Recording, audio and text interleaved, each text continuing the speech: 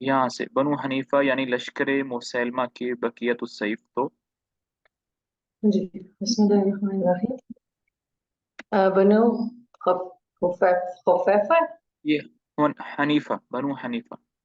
अच्छा, बनो हनीफा यानी लश्कर मुसलमा के बकियत सैफ तो आवारा मुकर्रर और मकरूर हो चुके थे। बकियत सैफ मानी यानी जो जंगजू थे, जिनके हाथों में तलवारें थीं वो। अच्छा, सैफ तो हाथ तलवार होती है, ठीक हो गया। शहर और किला यमामा में औरतों और बच्चों के सिवा कोई मर्द बाकी ना था और जख्मियों की मरहम पट्टी जरूरी समझकर खालिद बिन वलीद रजी अल्लाह तआला अन्हु ने इसी रोज शहर यमामा पर कब्जा करना जरूरी ना समझा। इनका इरादा था कि कल सुबह शहर पर कब्जा करने के लिए बढ़ेंगे। मुजा बिन मरारा ने इस मौके से फायदा उठाने में कोताही ना की। इसने खालिद बिन वलीद से कहा कि हमारे जिस कदर सरदार मुसलमा मारे गए हैं, आप ये ना समझें कि आपने मुहिम को पूरा कर लिया है। अभी इनसे बहुत बहादुर जंगजू लोग बाकी हैं और वो शहर की मजबूत फसीलों और सामान रसद नीज सामान हरब की काफी फराहमी से फायदा उठाकर आपको नाक चने चबा देंगे।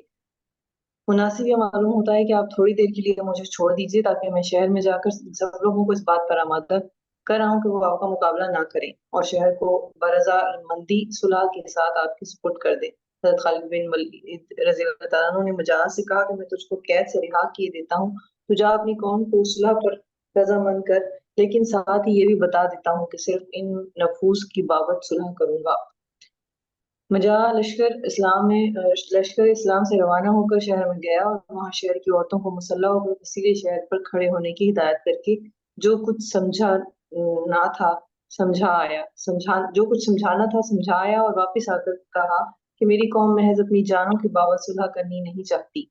हजरत खालिद बिन वलीद रजी अल्लाह तआला अन्हु ने शहर की तरफ नजर डाली तो तमाम फसील तलवारों और नेजों से चीख रही चिप चक रही थी और मुसल्लह आदमियों की कसरत जो मुजा ने बयान की थी उनकी तस्दीक हो रही थी।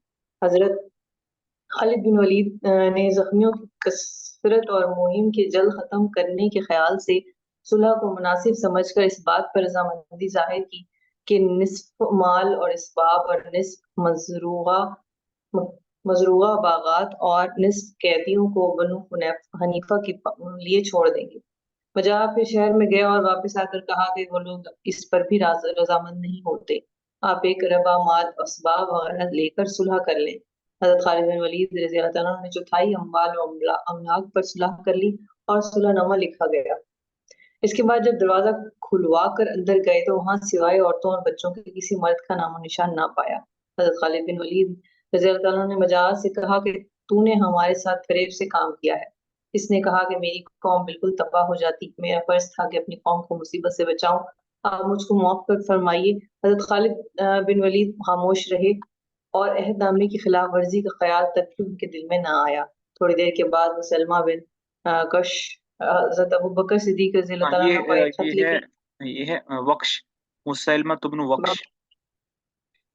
सलमा बिन वक्श हजरत अबू बकर सिद्दीक का एक खत लेकर पहुंचे। उसमें लिखा था कि लिखा था कहा अ, कहा अगर तुमको बनु हनीफा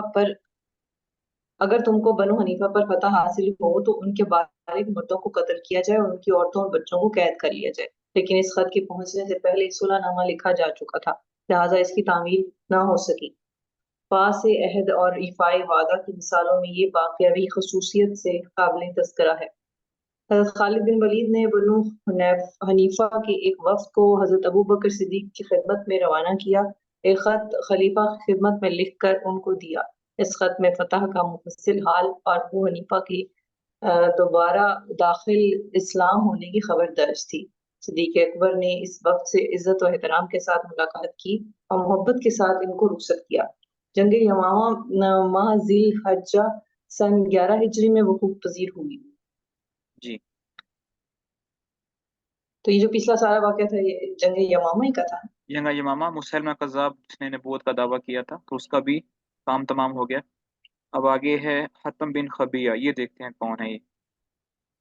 ठीक है, तो जंग यमामा में मुसलमा कज़ाब का वो हुआ सारा। जी जी, जंग यमामा, यमामा उस जगह का नाम है जहाँ पर ये जंग हुई थी, और मुसलमा कज्जाब के खिलाफ हुई थी, और उसके कबीले का नाम बनु हनीफा था। ठीक हो गया। और तो हतम बिन हाँ, खबीब। ये जी। ये वही जंग है जिसमें मुसलमानों के बहुत ज्यादा हाफिज कुरान शहीद हो गए थे। और फिर इसी जंग के बाद ही हम्म अबू बकर सिद्दीक रजी अल्लाह अन्हु ने कुरान को एक किताब में लिख लिख कर जमा करने का फैसला फरमाया था। इससे पहले जो कुरान हम्म। वो जमा शक्ल में नहीं था, मुख्तलिफ चीजों में बिखरा हुआ था, पत्तों पर, सिलों पर, चमड़े की चादरों पर, वगैरह वगैरह।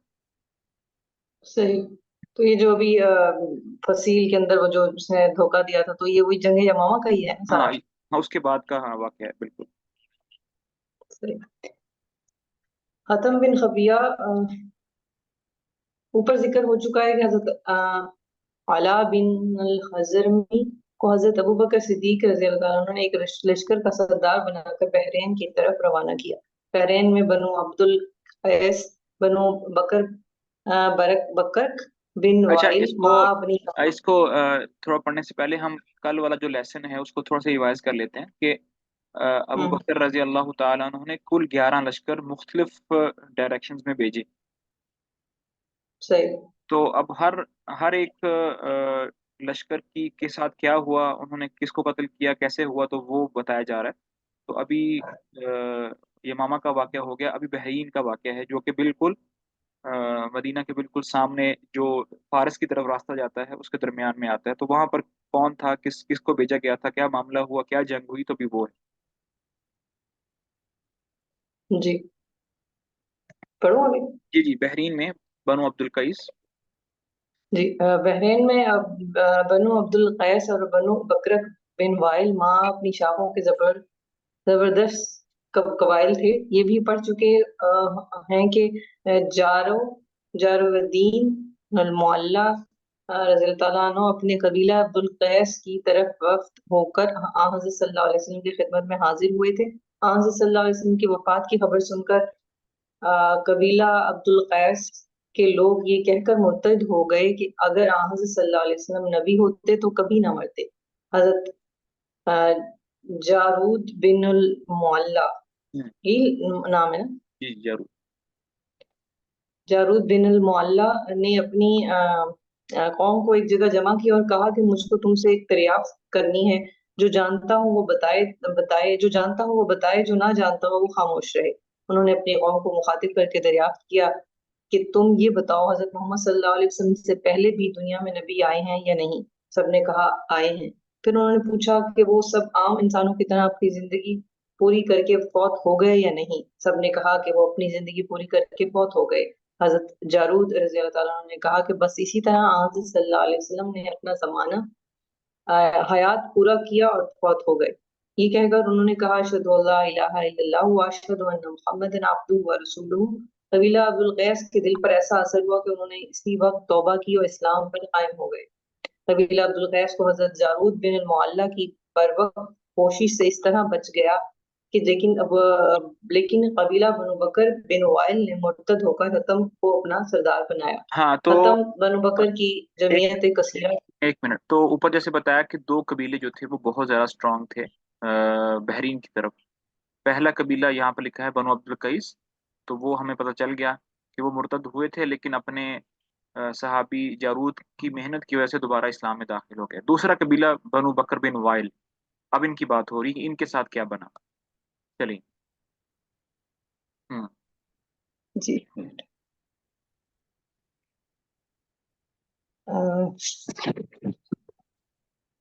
बिस्मिल्लाह। कबीला अब्दुल कैस तो जारूद बिन मुअल्ला को बरवक्त कोशिश चाहिए था, हो गया था। जी यहाँ से। उनको मुर्तद बना। ठीक है। कबीला अब्दुल कैस को हजरत जारूद बिन मुअल्ला की बर्बाद कोशिश ने इस तरह बचा लिया लेकिन कबीला बनु बकर बिन वाइल ने मुर्तद होकर हतम को अपना सरदार बना लिया। हतम बनु बकर की जमीयत कसरा लेकर निकला और मकाम अतीफ और हिजर के दरमियान डेरे डाल दिए और कुछ आदमियों को कबीला अब्दुल कैस की तरफ भेजा कि इनको मुर्तद बनाकर लाएं। लेकिन अब्दुल कैस ने साफ तौर पर मुर्तद होने से इनकार कर दिया और वो लोग नाकाम और नामुराद वापिस आए। इसके बाद हतम मगरूर बिन सुवैद को एक जमीयत देकर इर्द गिर्द के मुसलमान लोगों को मुर्तद बनाने या उनसे लड़ने के लिए भेजा।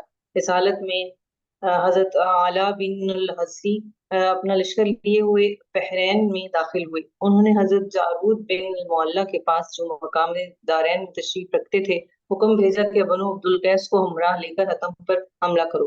اس حکم کے پہنچتے ہی، اس خبر کے مشہور ہوتے ہی ارد گرد کے تمام مسلمان اعلیٰ بن حضرمی کے پاس آ کر جمع ہو گئے، اور جس قدر مرتدین اور مشرکین اس علاقے میں تھے وہ حتم کے لشکر میں آ کر شامل ہو گئے. حضرت اعلیٰ بن حضرمی اپنا لشکر لیے ہوئے آگے بڑھے اور حتم کی لشکر گاہ کے قریب پہنچ کر خیمہ زن ہوئے. انہوں نے دیکھا کہ حتم نے اپنی لشکر گاہ کے گرد ایک خندق کھودی ہے، خندق کھدوا لی ہے، اور آخر دونوں لشکروں میں لڑائی شروع ہوئی. ایک مہینہ اس حالت میں گزر گیا تو حضرت اعلیٰ بن الحضرمی نے غازیان اسلام کو لے کر ایک زبردست حملہ کیا، اور بہادران اسلام خندق کو عبور کر کے لشکر گاہ میں داخل ہو گئے. قیس بن عاصم کے ہاتھ سے حتم مارا گیا، بہت مرتدین ہلاک ہوئے، باقی بھاگ نکلے. بھاگے ہوئے ہوں کا تعاقب ہوا اور بالآخر رفتہ رفتہ سب اسلام کی طرف لوٹ آئے. مذکورہ بالا جنگ میں مسلمانوں کے ساتھ بہت سا مال غنیمت آیا، جس سے لشکر اسلام کی حالت خوب درست ہو گئی. اب ایک لقیط بن ہاں مالک. ابھی ایک نئے لشکر کی سٹوری آ رہی ہے. وہ کس کی ہے؟ حذیفہ بن حسن کی. لقیط بن مالک یہ بھی مرتدی ہوئے نا؟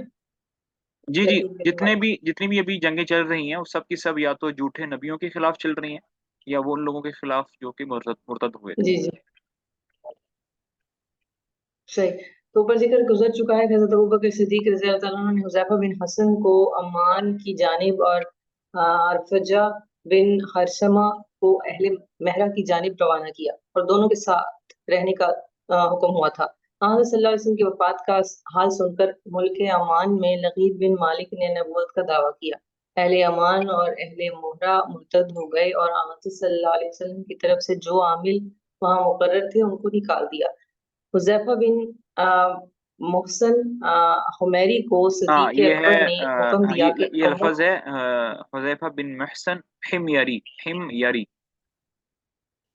ہمیری محسن ہمیری کو صدیق اکبر نے حکم دیا کہ اول امان کی طرف جانا، وہاں کی مہم سے فارغ ہو کر مہرت کی طرف جانب متوجہ ہونا. ادھر اکرمہ بن ابی جہل کو بھی یمامہ کی طرف بھیجے گئے تھے. یہی حکم ملا. امان کی طرف جا کر حذیفہ کے شریک ہوں. چنانچہ یہ تینوں سردار صحرائے امان میں مل کر خیمہ زن ہوئے. لقیط نے اسلامی لشکر کی خبر سن کر فوجیں فراہم کی اور شہر شہر طبہ میں. دبا میں آ کر ہر طرح سامان حرب سے مسلح ہو کر لشکر اسلام کو مقابلہ کیا کے مقابلے کو نکلا. لشکر اسلام میں اکرمہ بن ابی جہل مقدمۃ الحبیش تھے. جیش میں جیش. مقدمۃ الجیش تھے. ہمینا میں ہاں حذیفہ اور میسرہ. ہاں یہ جو لفظ ہیں اب جو لشکر ہے اس کو 3 حصوں میں ڈیوائڈ کیا تھا. ایک تو ہوتی ہے سینٹرل باڈی جس کو ہم مقدمۃ الجیش کہتے ہیں. اس کے جو سپہ سالار تھے وہ اکریمہ تھے. آگے لفظ لکھا ہوا ہے مئی مانا. یہ تھوڑی سی مسٹیک ہوئی ہے. مئی مانا رائٹ ہینڈ پر ایک لشکر رائٹ ہینڈ پہ ہوتا ہے. اس کے جو سردار تھے وہ حذیفہ تھے. اور ایک ہے میسرہ. میسرہ ہوتا ہے لیفٹ سائڈ. تو اس کے جو سردار تھے وہ فوج. ایسے لشکر چلتا ہے. درمیان میں ایک سینٹرل باڈی ہوتی ہے. ایک لیفٹ سائڈ پہ لشکر ہوتا ہے پھر ایک رائٹ سائڈ پہ ہوتا ہے. تو اس کو میمنہ اور میسرہ کہتے جیسے قرآن میں اصحاب الیمین تو وہ میمنہ سے نکلا ہیں. جی جی یمین. جی جی. اور میسرہ میں ارفجہ اور قلب لشکر میں رواسا امان تھے ہاں رواسا. جو اسلام کا ہاں یہ قلب لشکر میں یعنی کہ بالکل سینٹر میں امان سینٹر شہر میں میں رواسا. رواسا جو ہے یہ رئیس کی جمع ہے اور رئیس کہتے ہیں سرداروں کو. روسا امان تھے، اور جو اسلام پر ثابت قدم تھے اور لشکر اسلام کے آنے کی خبر سن کر شریک لشکر ہوئے تھے. نماز فجر کے وقت سے لڑائی شروع ہوئی. اسلامی لشکر نشیبی زمین میں تھا اور دشمنوں کو بلند زمین پر موقع مل گیا تھا. ابتدائے جنگ کا عنوان مسلمانوں کے خلاف اور شکست کے آثار نمایاں تھی. لقیط نے بڑی بہادری سے لشکر اسلام پر حملہ کیا. آخر کار لڑائی کا رنگ بدلا اور مسلمانوں نے صبر و استقامت سے کام لے کر دشمن کو پیچھے ہٹایا. دشمن منہ موڑ کر بھاگا اور मुसलमानों को फतह नसीब हो गई।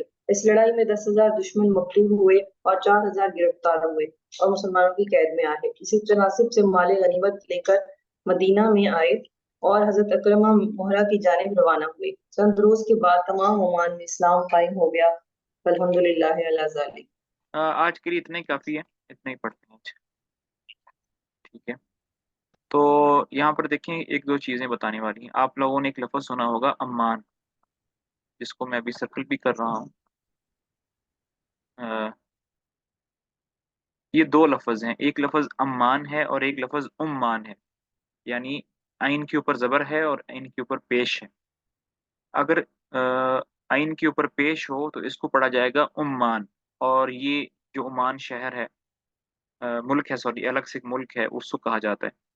और अगर आइन के ऊपर ज़बर पढ़ा जाए अम्मान, तो ये एक अलग से एक शहर है जो कि कैपिटल है जॉर्डन का, उर्दून का। सही है। तो ज़बर और ज़ेर पेश से फर्क पड़ जाता है। अगर उम्मान है, आइन के ऊपर पेश है, तो एक कंट्री है जिसको हम ओमान के नाम से जानते हैं।